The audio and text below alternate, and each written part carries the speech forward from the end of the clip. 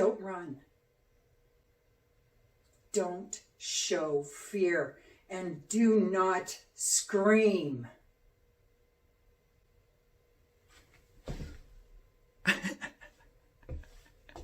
I have stripped down. I'm going bare because I want to be real. And I've had some compliments lately on the way I look. And that makes me so uncomfortable. So I thought, well, they think I look good because of the makeup and stuff. So I thought, I am just going to rip off the mask and show you my true face. Reveal the face behind the mask. Scary, I know, but this is what you all have to look forward to when you get to my age. Now, let me give you a little tour of my face. So if you want to look like me when you're 56, this is what you have to do. First, smoke for about 35 years, 35, 38 years.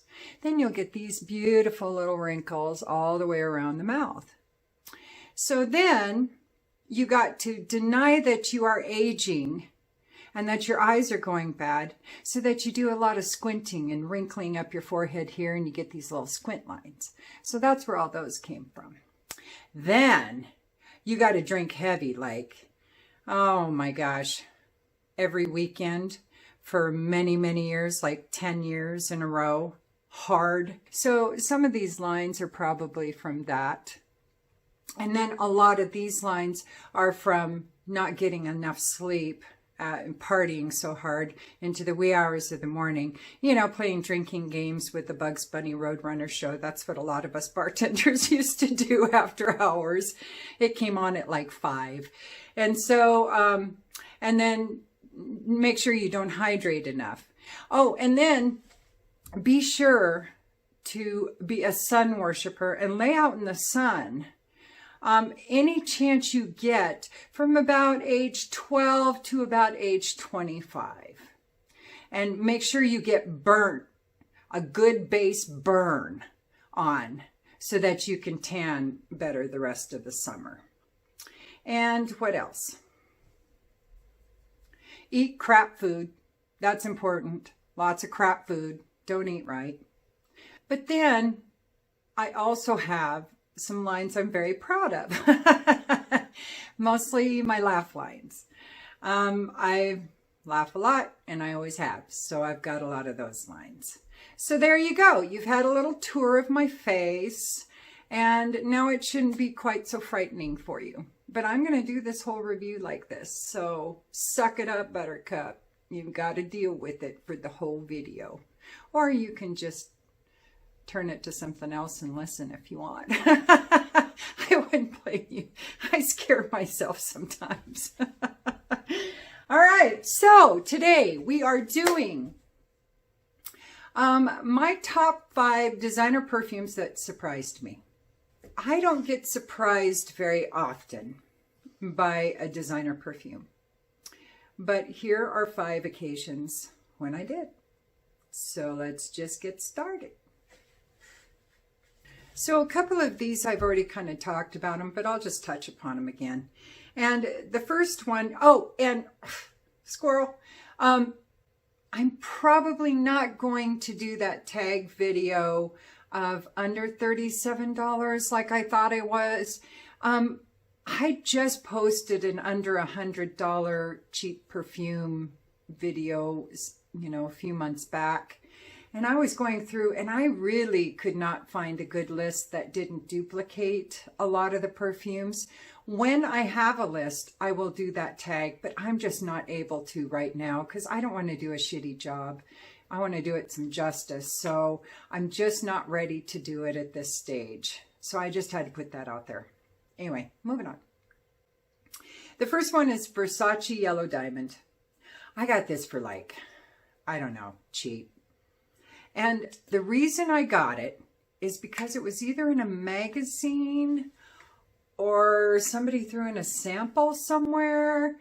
But either way, uh-oh. I got another squeaker. Stop.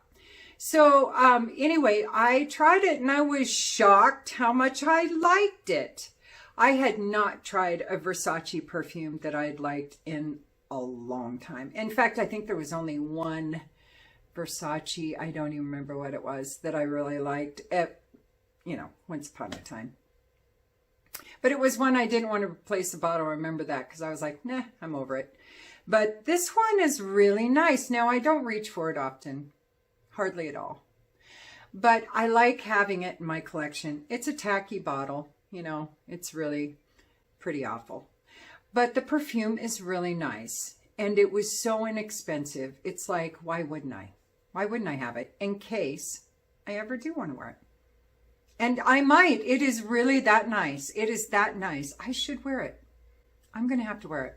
So this is some citruses like lemon and bergamot, and there's mimosa and pear, and there's freesia in it. And I don't like freesia, but it's in there. And water lily, and there's some other white florals, musk, ambers, some woody notes.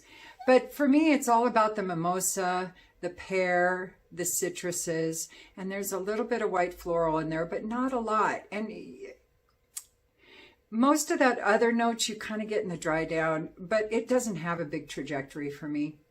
It pretty much stays this powdery, slightly powdery, not real powdery, but moist. I know, one of those powdery moist ones. Really weird dichotomy. Kind of oxymoronic there, but it's powdery because of the mimosa. You get a little bit of that, but yet it's moist. It's beautiful. And those citruses are really lovely. Now, freesia, I don't really get freesia. If I did, I probably wouldn't care for this perfume at all. I'm not a freesia person. I am right there with the Devil Wears Prada. She did not like freesia in that movie. So the next one I'm going to talk about is La Belle by Jean-Paul Gaultier. And this one surprised me to where I was shook. I don't remember if I got a sample or I blind bought it. I think I blind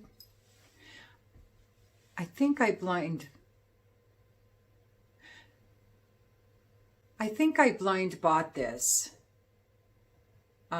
Yeah, due to the reviews I had read and things. I don't know. Menopause brain. Anyway, bottle, it's pretty tacky. I wish I had that butt though. That's a pretty nice butt. But pointy boob, that's so Madonna's 90s or horrible 1950s pointy bras. Terrible, constraining. So I'm not really into it. I like the rose color, I will say that. And it's a little tippy, even though it's well balanced. So performance on this is really good. This is one of the prettiest vanillas. This is like a desert island perfume for me. Price was pretty good, but then once I bought it, it seemed like it started getting really hard to get. I don't understand because it was really easy for me to find. And I was totally wrong about the price. I paid $80 for this. I looked it up and it was $80 that I paid for this. So I think before I said like 60 or something. I don't know. But it was more than what I originally thought. Adore it. Performance is good. I think it's unisex. So any guy that likes vanilla perfumes would adore this.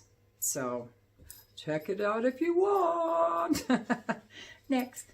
So here is how I understand the definition that I've gleaned in the 10, 12 years I've been part of YouTube Fraycom.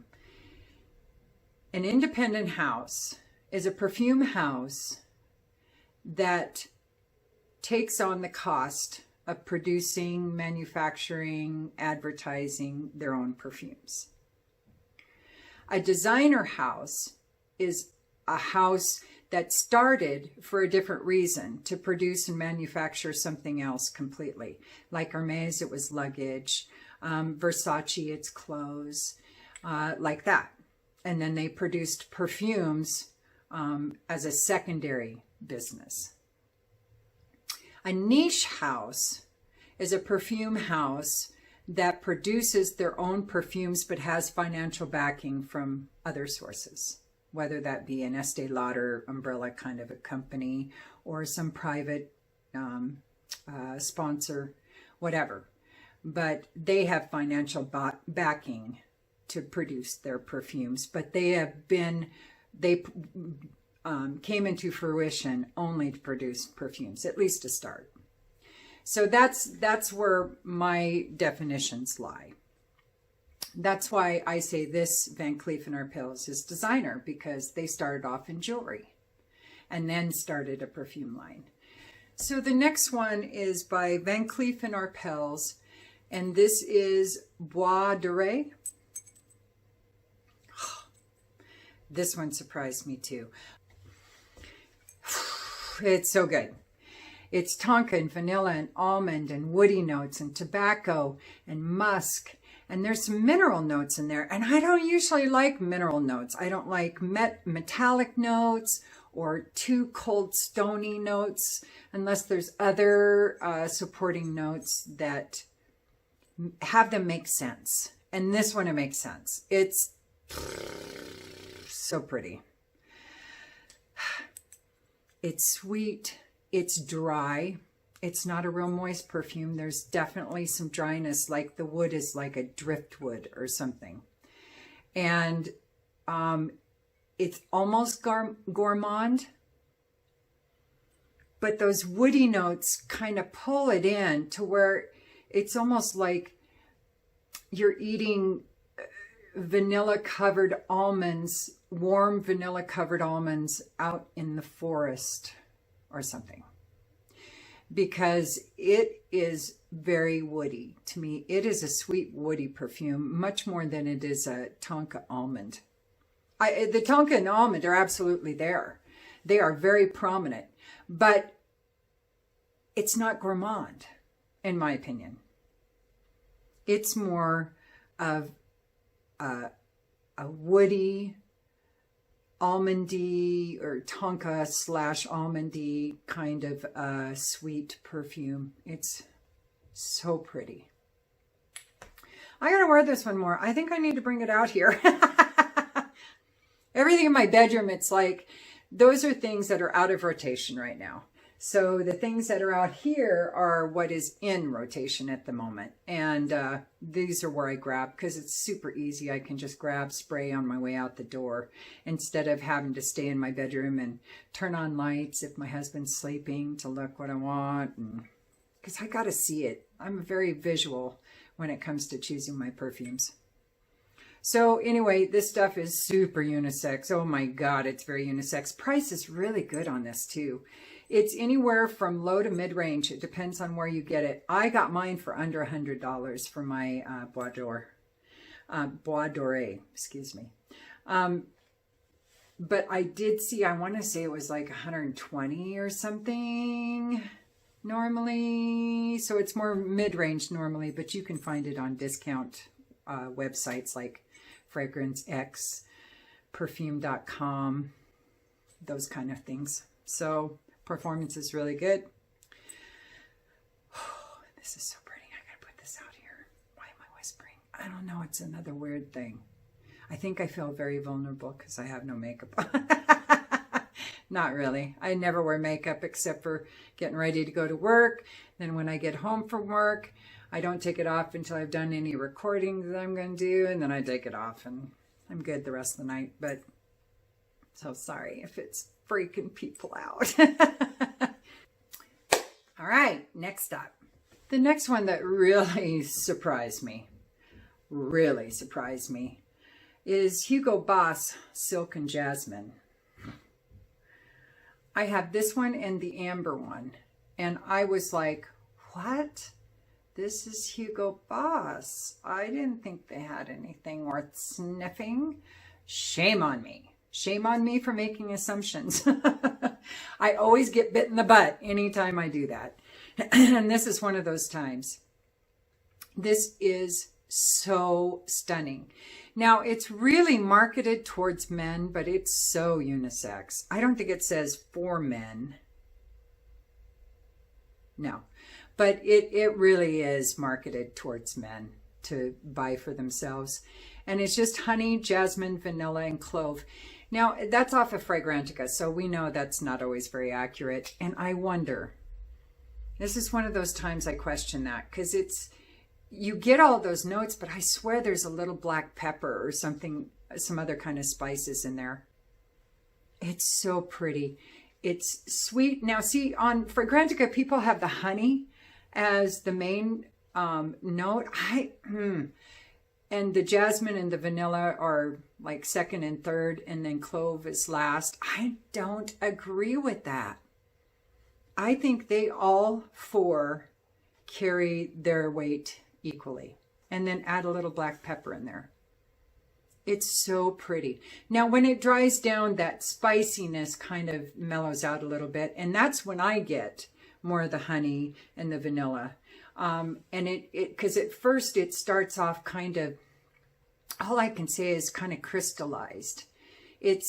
When I first spray it, because of the pepper and the clove, it's almost like this burst of stony coolness happens, sweet stony coolness, but then that goes away really quickly. And so it mellows out and it really blends together. At first it's a little heavy in the, like I said, the crystallized part of it. It's this kind of, not bitey, it's kind of this cool spiciness that happens at first for about 2 or 3 minutes. And then it goes into this beautiful ambery, almost ambery kind of a feel to it with the vanilla and the clove. And like I said, it's like there's some pepper. And I swear there's some woods or something in here too. I mean, I just don't know if Fragrantica has all of the notes that I'm smelling personally. Gorgeous, unisex, lasts really well. I get 8 hours out of this. I wear this to work. I wear this at night. It's super versatile. It could be worn to formal occasions. It could be worn to partying occasions. I think you can, like I said, I've worn this to work. It's stunning. There's a hint of soapiness to it, just a hint. And that's also only at the beginning. That goes away after 20, 30 minutes. But it's not in your face. It's just slight. It's just enough soapy to smell clean. So anyway, and price on this, now I bought this a long time ago. I know you can't tell I haven't used that much of it. I don't remember what I paid for it, to be really honest with you, and I don't remember where I got it. So, but it wasn't much. It wasn't much. If it was over $100, it wasn't much. And I'm not sure it was over $100, to be really honest with you. So that's Boss by Hugo Boss, Silk and Jasmine. Now the last one I kind of bought on a lark, a little bit. I love Christian Siriano. I love his clothes. I love his humanity. I mean, he was one of the first designers that as soon as COVID-19 hit, he stopped making clothes and said, start making masks. In fact, I have a Christian Siriano mask coming. I'm so excited. Anyway, I just adore him. He is so sweet and he's so genuine and he is fierce too. So anyway, I wanted to get one of his perfumes. Now I had tried his original perfume, Silhouette, I think it was. And it just didn't wow me. So, but I didn't want to give up. So I went and blind bought, because the price was crazy, Intimate Silhouette. This one surprised me too. Now I looked at the notes and I thought, boy, those notes sound really good. This might be really good. And I was right. I really like this one. It's another giggle juice. It just makes me happy. That's all it does, is make me happy. So it's vanilla and amberwood and hazelnut and sandalwood and sesame and some jasmine and musk. Now, of course, it does have that designer musk kind of a smell in the dry down. But because of all the other notes, it doesn't bother me at all. It's sweet. It is gourmand. It is slightly woody. It has a hint of floral to it. The sesame adds this cool dimension to this. Not cool as in temperature, but just really, I guess, fire is the word now. Isn't that what all you young kids are saying these days is fire? I don't know. That was my old Southern voice. I don't know. I used to live in the South. So I've lived in New York City, all the way down the East Coast to South Carolina, over to Kentucky, Tennessee, and down into Texas, and up California, Oregon, Idaho, Montana, Washington. I've kind of been all over there. I haven't really lived anywhere central U.S. that I can recall. But I've lived all the way around the edges. Loved it. So, there I go again. I'm not sure why I went off topic yet again. Anyway, this is beautiful. Like I said, it's gourmandish, woodyish, a hint of floral in there maybe, but it's just this sweet, lovely, frivolous, really intense. This is not one I would wear in hot weather. This is definitely one for more summer nights if you're going to wear it in hot weather. But this one, since I just got it, I can't wait to try it in cooler temps. Just a happy-go-lucky kind of a perfume. I absolutely adore it. Absolutely adore it. Bottle's kind of tacky, you know. I like the ombre effect on this part, though. I always have a thing about ombre. But, you know, this is kind of silly. But it is what it is. And it's as unisex as any other vanilla, gourmandy, fun, frivolous kind of a perfume is. It's absolutely unisex. You wear what you want, don't forget. It's not up to anybody else what you wear. It's up to you. Anyway, I love Christian Siriano. So, all right. Well, did I say everything? Performance is good. Price was really crazy cheap on this. I don't know what I paid for it. And I just got it.